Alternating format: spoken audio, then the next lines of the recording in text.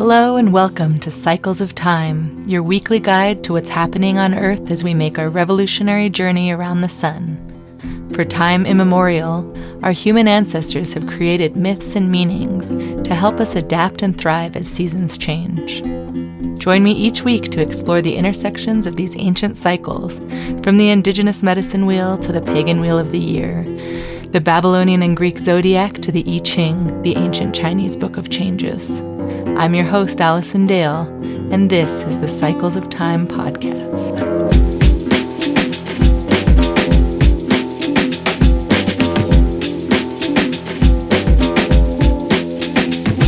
Hey friends! Warm welcome this week to the week in the Cycle of Time.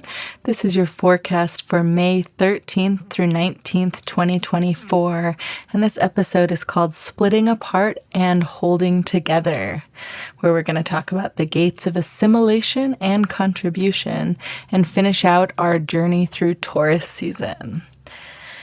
So welcome, especially to all of the mamas and mama figures who are out there in the world. Anybody who's called mom, happy Mother's Day to you. Mother's Day was yesterday. I hope you were celebrated and honored for all that you do and that you are able to receive it and assimilate it into your body. Mamas are so important. And I just want to give you all a big shout out. And for everyone, I'm curious, how did last week's Gate of Receiving and the Taurus new moon energy treat you? I, again, took the assignment quite seriously, as I'm starting to do when I prepare for these weeks ahead. I have a little bit of a jump start on the energies for the week, and I'm really able to live them out as much as I can, because this is a project about embodiment and not just thinking about this stuff. So I knew the Gate of Receiving was going to be the prime theme along with the Taurus new moon last week. So I took it upon myself to receive as much as possible. I went to the botanical garden with my daughter and allowed myself to really soak in and receive the abundant beauty of the flowers that are blooming there and just all of the animal life that is so alive right now. This last new moon was all about fertility, and I heard that word so much last week, and it really felt literal when we went to the insectarium at the Albuquerque Botanical Gardens, and there was so much bug sex happening everywhere.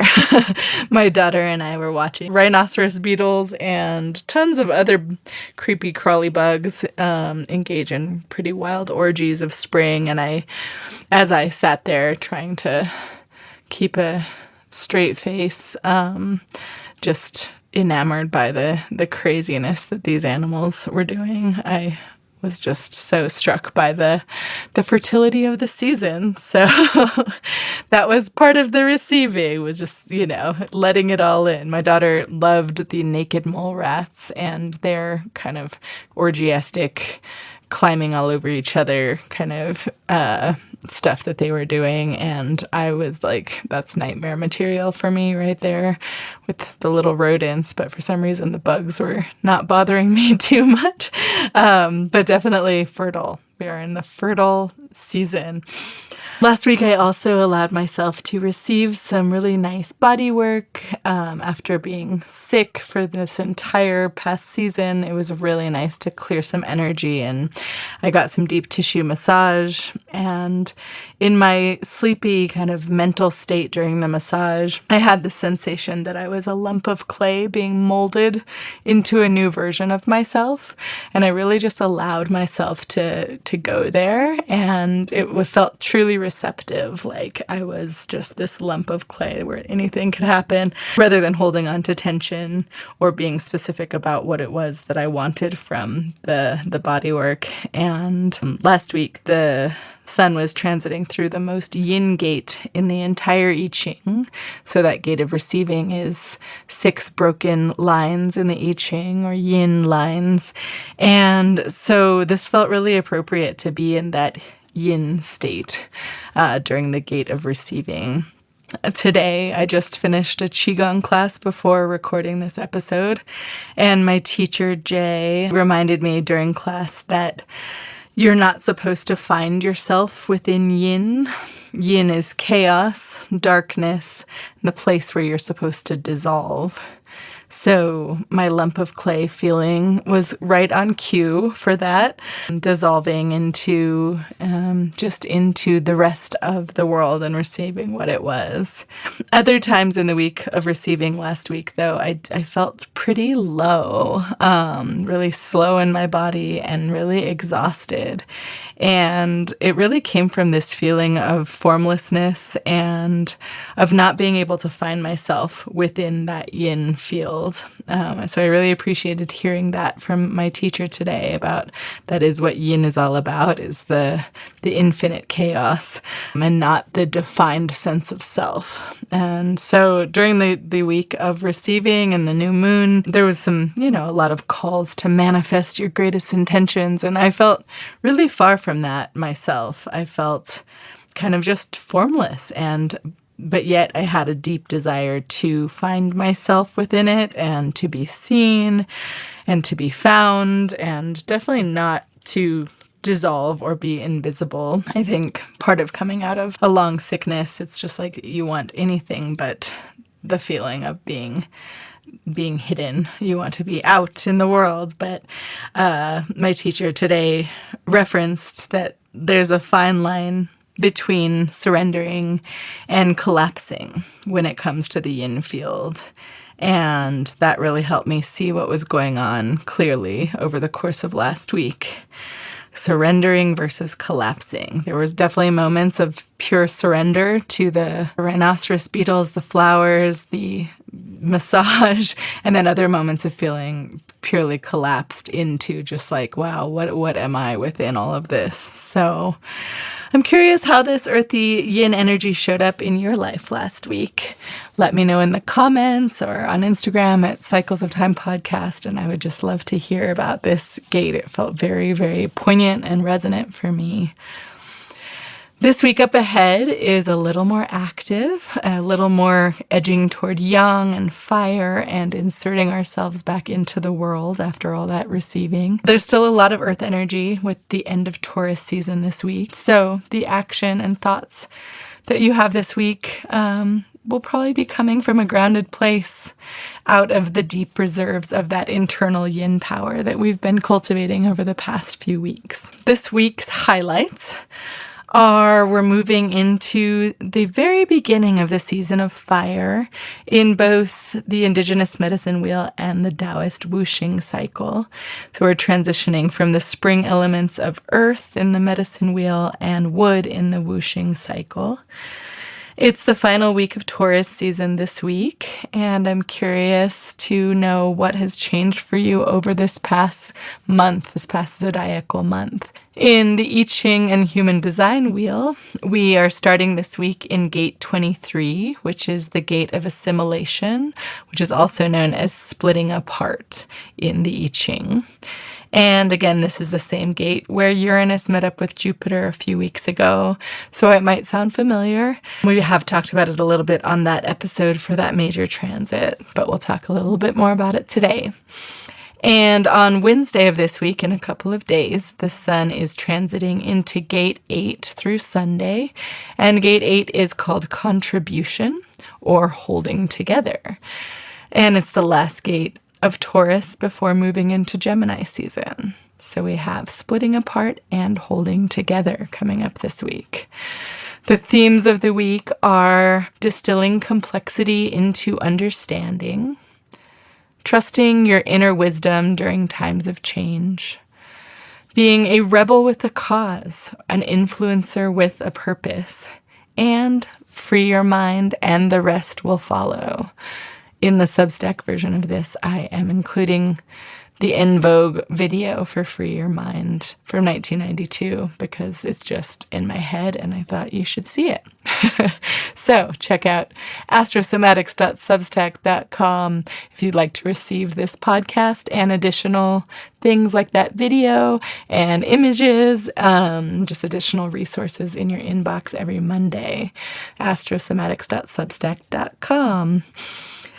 So our place in the Wheel of the Year, just a little run through here. This again is always associated with the graphic that I've put together that kind of overlays each of these systems of cyclic time onto each other.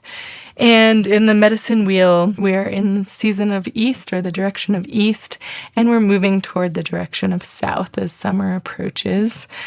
In the Wuxing Cycle, 5-element cycle, we're moving from wood into fire. The pagan Wheel of the Year season is Beltane. The Zodiac season is Taurus until May 20th. And the moon phase is waxing this week.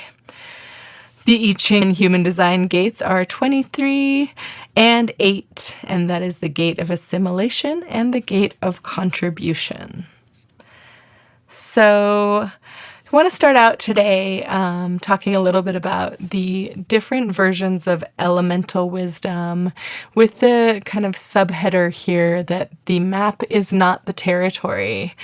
Just chatting a little bit about the elements and how they're attributed to each season I felt was an important thing because I oftentimes mention elements in this podcast: earth, fire, metal, water, thunder. In the I Ching, there are 8 kind of distinct elements that the trigrams are made up of.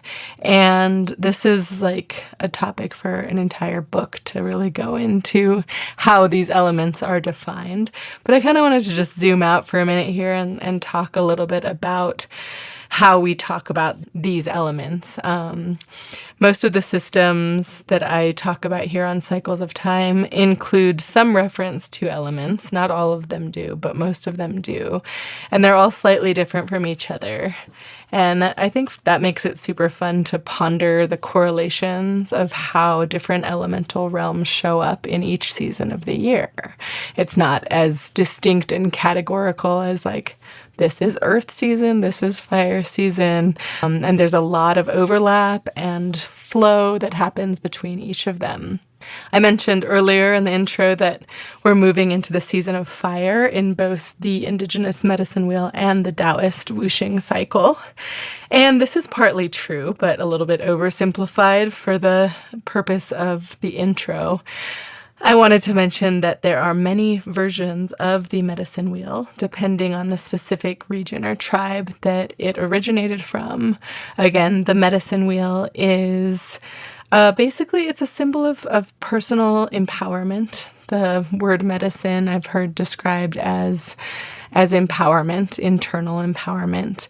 And there have been medicine wheels made of stone that have been found in Siberia and in Europe and in North America, but they're most often associated with Canadian and current day American lands of the Great Plains, and lots of different tribal lands have had medicine wheels created out of stone pointing towards the solstices and the equinox directions, and they're used in ritual across Turtle Island and across many parts of the world as a reference to our connection to the cosmos, as well as the earth, as well as to ourselves. And I reference here 4 directions, but they are really 6 or 7 directions, creating an entire sphere. There's east, west, north, and south, as well as the sky above, the earth below. There's lots of versions and lots of associations for where the elements show up within this wheel.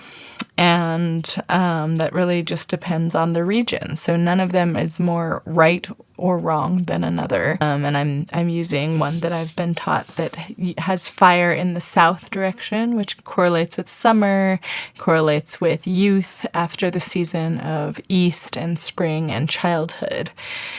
The orientation of the beginning and ending of the seasons differs between the wheels. as well. Some show the season of spring correlated with the east, beginning at spring equinox and ending at summer solstice, while other versions of the wheel show spring equinox as the middle of the season of spring and the direction east, and ending around the cross-quarter day between the equinox and the solstice, which happened a couple weeks ago with Beltane in the pagan wheel of the year. And so where spring begins and ends again would depend on the use of the wheel, whether it's astronomical correlations with the equinox and the solstices, or whether it's a little bit more based on the region's weather and when we consider spring to begin, for example, or summer to begin. So there are pretty much as many versions as there are locations, or there could be. The symbolism reflects to the seasons of the earth in the specific regions where the ritual is practiced. And again, there's no right way, and we have to remember that all of these systems function in a nonlinear and phase-based and location-based way. Sometimes I explain them week by week in a generalized or universalized way, but there's always room for flow, change, and personal interpretation. It's important to mention, too, here that the elements and symbolisms may be showing up in the external world in one way, but in our bodies they might be showing up differently. And this is something I've learned through practicing Qigong, is that sometimes we might be in a very yang energy out in the world, and it might be, spring into summer, and there's a lot going on around us, but internally we're still feeling very yin, still feeling very watery, for example. And so it's not about having a concrete place where a certain element is showing up. It's really a matter of perception and a matter of location and a matter of specificity. So as much as I universalize here, if you're a human design person, I am a 5-1 profile, which is all about, the 5 line is all about universalization, which can be a really great way to bring things together and have beautiful comparisons and contrasts between elements. But it can also, you can get into the danger zone of being over generalizing or over archetypicalizing, if that's a word. And I want to be cognizant of that danger and just know that I'm not trying to say that this is the way that something should be. But again, there are many, many ways to look at how elements show up within the wheel. It's important to remember, too, that these systems of thought are all maps of how we as humans connect to the seasons and connect to the earth and to the cosmos, and that these systems are maps, not the territory. I think this has come up several times over the past few days. Just it's the map, not the territory. And the elements and the symbolism behind each of the systems of thought that we talk about here are related to each other through a constant flow of changing energy. And they're never a sum of stagnant pieces or a series of stagnant pieces that each has its own distinct membranes. My teacher, Jay, again today, mentioned that the motions of Qigong, like the flow of the seasons, never stop. There's not a distinct stop and beginning to a season or to a flow of movement in this practice. And they're never isolated. Like a calligraphy pen that's writing, you kind of have to always be in motion, or else if you stop, a blob of ink will leak out where you stop. I thought it was just so beautiful because it's all about the motion. And I think sometimes that's in our Western culture, it's easy to think about things as a sum of parts rather than as a flow of energy between each element. So that's something to mention here as well when we're talking about elements. When it comes to associating elements with seasons, there are many different maps for the territory and many ways to attribute conditions of the elements to the season.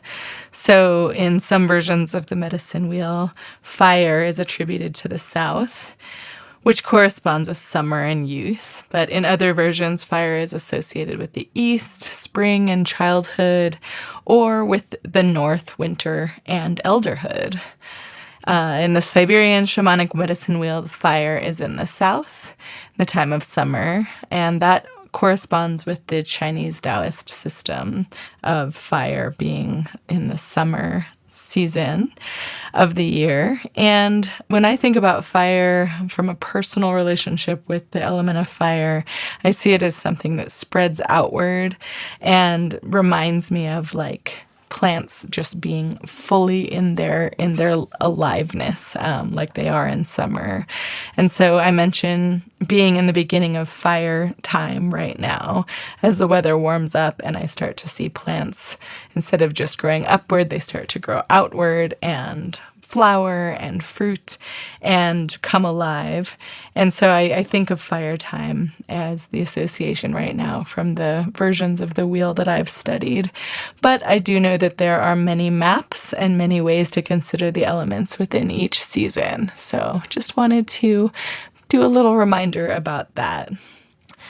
Moving on from the elemental discussion, which there will be plenty more of that in future episodes. I love talking about the elements so much. But I wanted to move on to talking a little bit about the ending of Taurus season and thinking about the question of how is the last week of Taurus season different from the first. We're in the last of the 6 gates of Taurus season already, and I can hardly describe how fun it has been to live the year through the meanings of the ancient Chinese system of 64 hexagrams within the context of the more familiar to me ancient Zodiac system originating from the Babylonian, Sumerian, and Greek times, among others. But yeah, there's that one system that I've studied for a long time, and then being able to go through this year and plug in the Fuxi sequence of the I Ching and the human design system and look at how they correlate. It's just been really cool to see how they do line up archetypically. So as the sun transits across the ecliptic each year and through each of the 12 zodiac signs, it's also transiting through the 64 hexagrams of the I Ching or the human design gates. So that means that there's about 5 to 6 gates or hexagrams per zodiac sign, and the sun transits through each one for about 5.5 days each. So I like to look at each gate that the sun transits through as a unique phase of the year, or like a micro season, as you've probably picked up on here at the podcast, but just wanted to mention this if you're new here, that we're looking at seasons from a lot of different perspectives and a lot of different slicings of the pie of the entire year. The similarities between these ancient systems of thought, the I Ching and the Zodiac, in the context of the Wheel of the Year, are really incredible. After Aries season, I looked back at all of the gates that had happened from the spring equinox through the end of Aries season, and it really told a story of kind of a baby lamb turning into a ram climbing a peak. And I made an Instagram post about that, and I've decided to do that for every season, just looking at the story within the story of how the gates are showing up.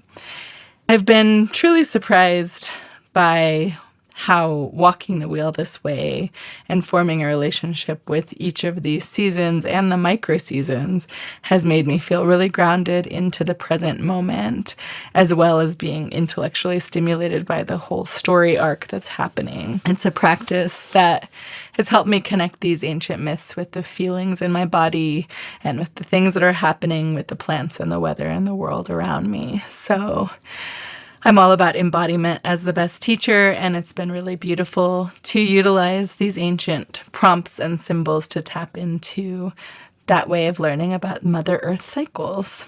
So the first gate that was fully within Taurus season was the gate of care, and that was followed by the gate of rationalization, which was all about returning to your own self. And then after that, we transited last week through the gate of receiving, which we've been talking about quite a bit, which is about being open to gifts from the world around us and surrendering without collapsing to that larger yin field.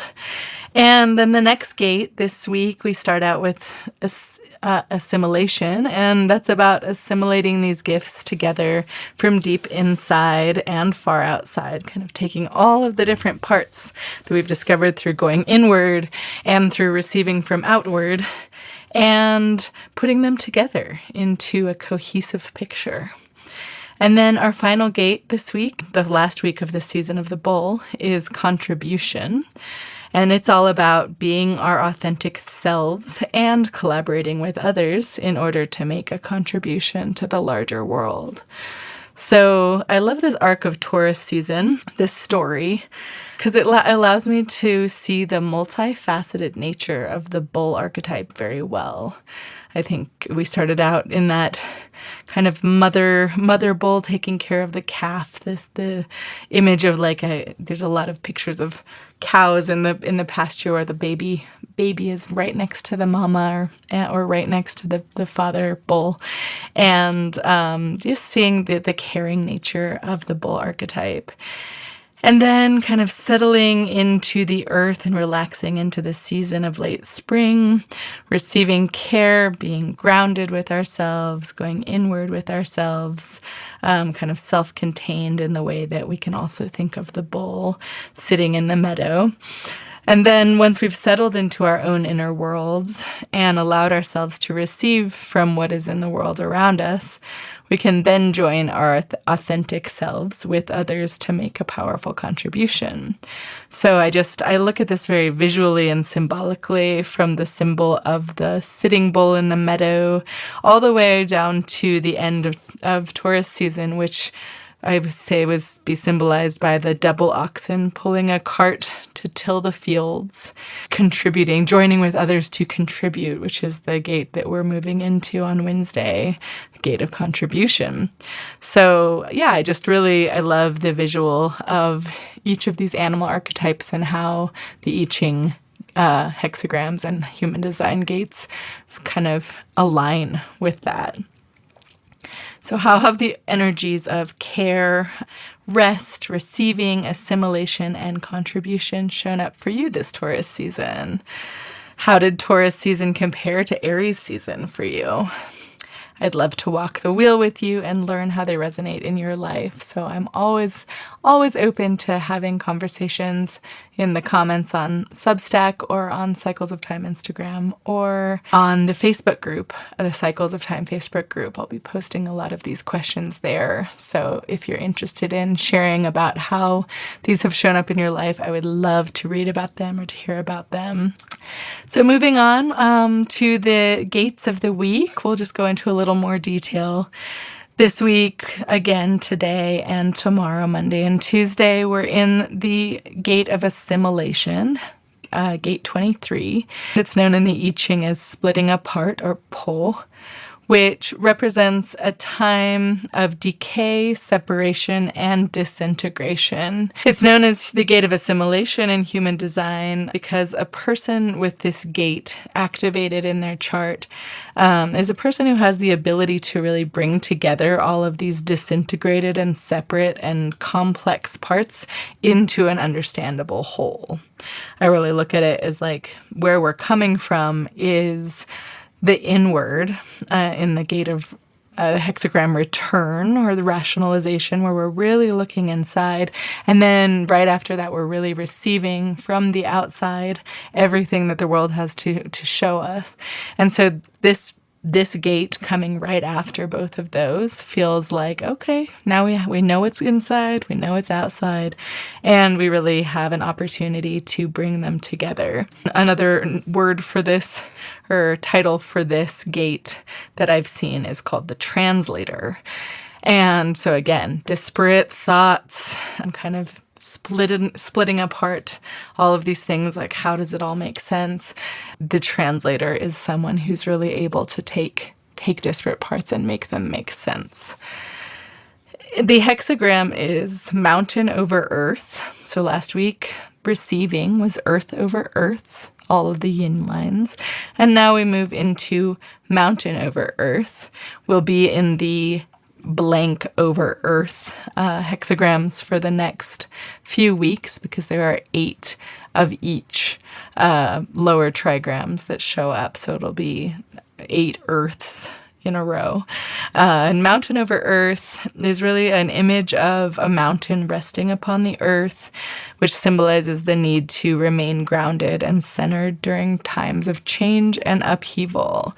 So again, really centering the disparate information into a cohesive and solid whole. It's associated with the idea of things falling apart, and this can manifest in different aspects of life. So this week, if you do feel that sense of things splitting apart, relationships, jobs, or even your sense of identity, kind of like trying to find that stability, know that this is a really good week to center in, to recognize that it's not always super straightforward, that oftentimes to find a larger truth, we have to look at things from all different angles and different perspectives.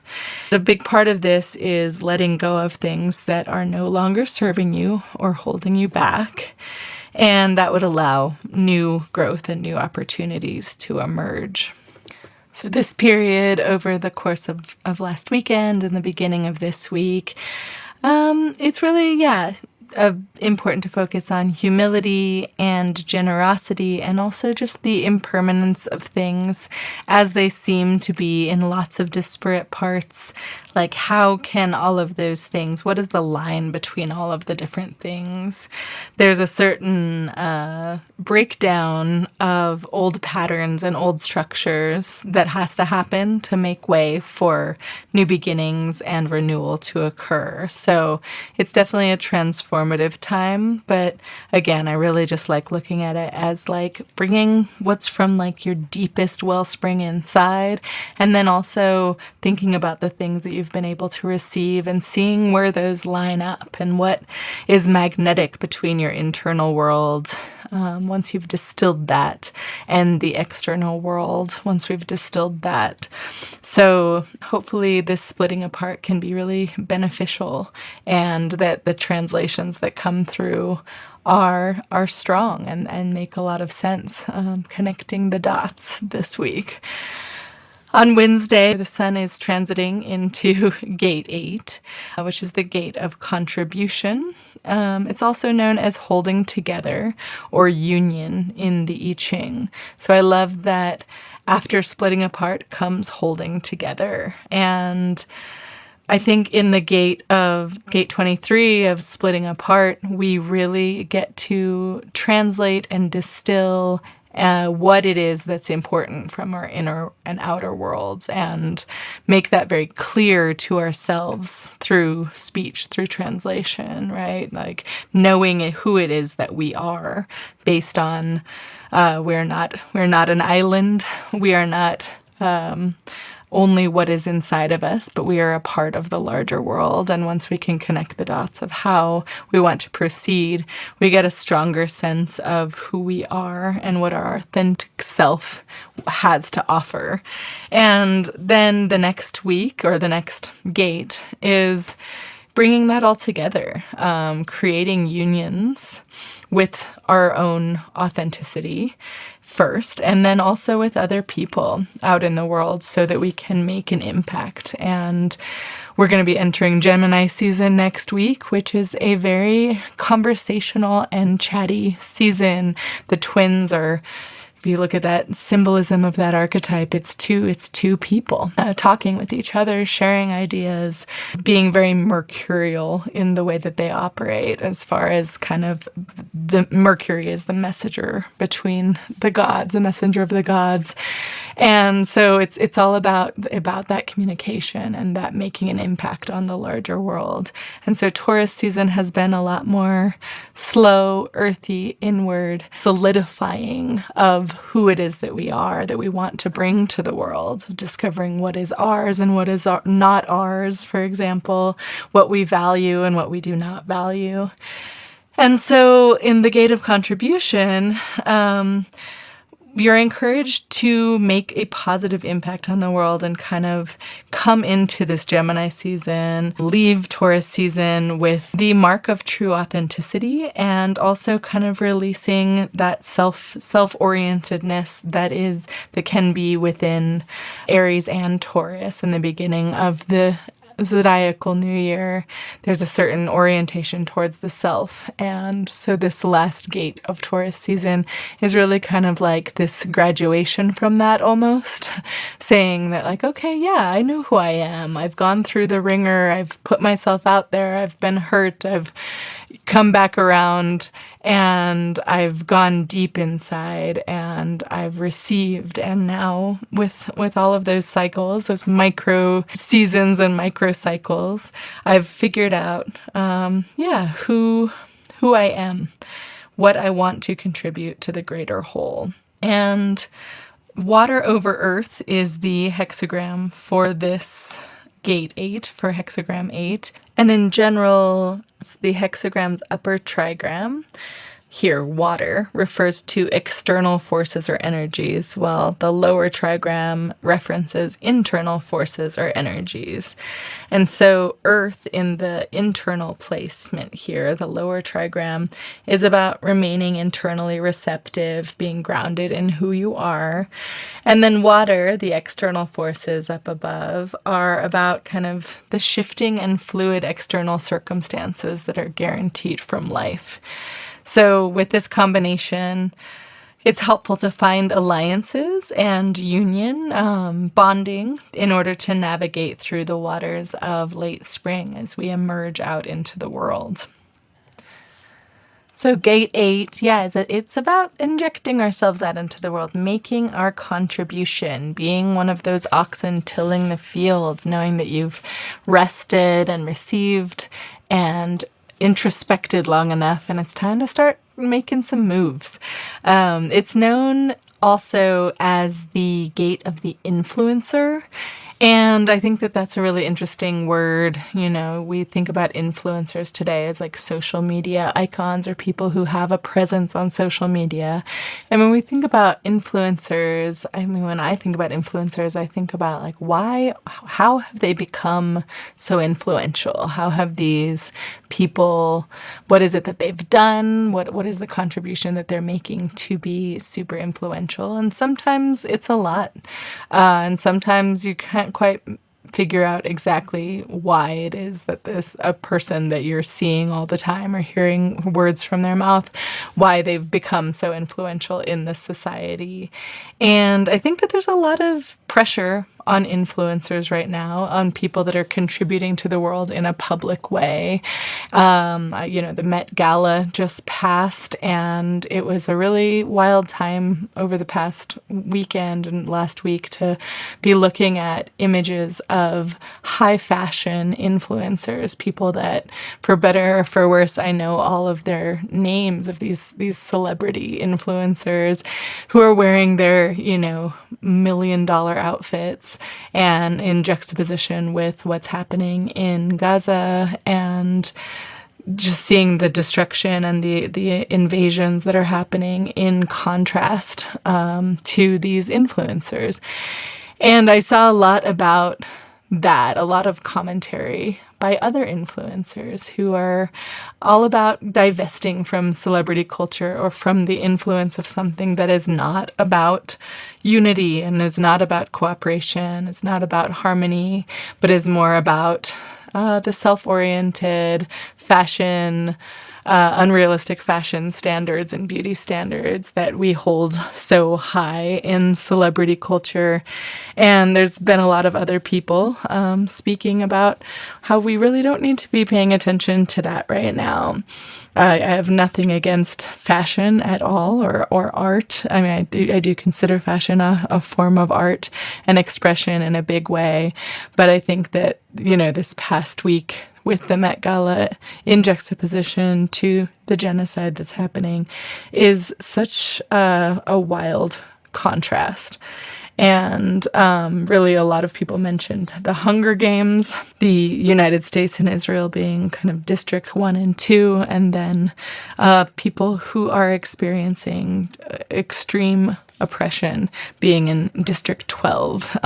In the books, it's set up in kind of this concentric circles of these districts and who has access to resources. And there's within the movies, there is a lot of visual demonstration of the difference between the kind of dust bowl and despair of the outer districts and the high fashion and colorful distractions of the inner districts. And so I'll digress a little bit here, but just wanted to bring that up as I thought about the gate of the influencer and that being the gate of contribution, this gate 8. It's really like thinking about what are we doing these outrageous things for. Like, yeah, you can make a dress that defies gravity and looks really fantastic, but what is the intent behind that, and what's the purpose behind that? Is that an expression of true authenticity? And this gate is also known as the rebel with a cause. I think that the underlying theme for this week, from Wednesday through the weekend, is using our personal authenticity through digging deep into our own selves and through looking around at the world and what it needs and what it's telling us through that listening process that we went through last week, and taking that synthesis and that translation to influence in a way that is positive for the greater whole. And so I don't think it's bad that there's pressure on the so-called influencers right now to put their money where their mouth is and to really speak from the heart about what it is that they believe in, because that's where we're going to find real contribution. And so, yeah, working together, finding common ground, and achieving success through a certain mutual support and understanding, I think, is key to this gate. So, how it shows up for you in your personal life, I would say, is through preparing yourself to make a mark, finding your allies and people that you feel unified with when it comes to your truest, most authentic self, really thinking about who is within your community that is aligned with that place that you found within yourself, what you truly believe in, what truly matters for you, and taking some time this week to reach out to those people, to make those alliances and friendships stronger, so that, when we move into Gemini season and further into the summer months where there's a lot more outward expression, we can be conscious of the contributions that we want to make in our day-to-day lives. And it doesn't have to be so serious, like, oh, you're putting on the cart and you're now an ox that's, out there doing the hard labor. But it's really about, in a fun way, in a engaging way, how do you want to influence the world? What type of contribution do you want to make? And recognizing that you can't do it on your own, that we are social creatures and the collaborations that we make the biggest difference. So that wraps up the week's forecast. Just a lot of good stuff splitting apart, coming back together. Nothing major, no big deal. But I just wanted to send all the love out to you this week. And as always, your likes and subscribes mean so much to me, as do your sharing of this podcast to others who might resonate with it, your comments and feedback about how this week's energies are showing up for you, or how last week's energies showed up for you as you reflect on that. Again, you can find me on Instagram at Cycles of Time Podcast, and there's also a Cycles of Time Facebook group for community discussion, where I'll be posting a lot of the questions that I posed today in this episode. So I'd love it if you joined that or shared the episode, and thank you so much for listening and engaging. I hope you get split apart and put back together in the most beautiful way this week, and I'll see you again next Monday for week 1 of Gemini season. See you then. Bye.